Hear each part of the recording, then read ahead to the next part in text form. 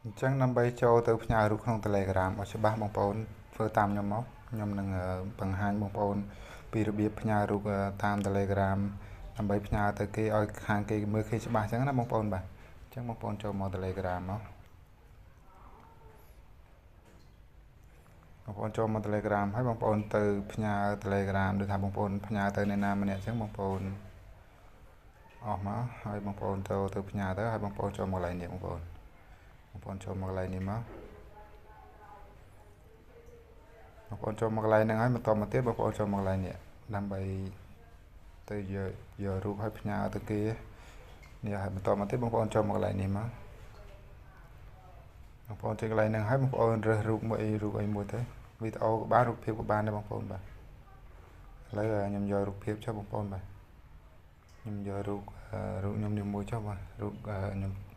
ធ្វើជារបៀបរូប AI ខ្ញុំផ្ញើទៅ Telegram ខ្ញុំមួយទៀតចឹងណាបងប្អូនបាទបន្តមកបងប្អូនចុចកន្លែងញ៉ាប់រួចមកបងប្អូនចុចកន្លែងហ្នឹងហើយឥឡូវវាបានទៅនេះបងប្អូនបាទចឹងនៅពេលដែលគេចុចមើលទៅគឺខាងគេមើលឃើញច្បាស់ចឹងណាបងប្អូនបាទបើយើងផ្ញើបែបហ្នឹងតែបើយើងចង់ផ្ញើចេះក៏បានដែរតែគ្រាន់តែវាមិនសូវច្បាស់ចឹងណាបងប្អូនផ្ញើចេះក៏បានដែរនេះផ្ញើចេះក៏បានដែរបងប្អូន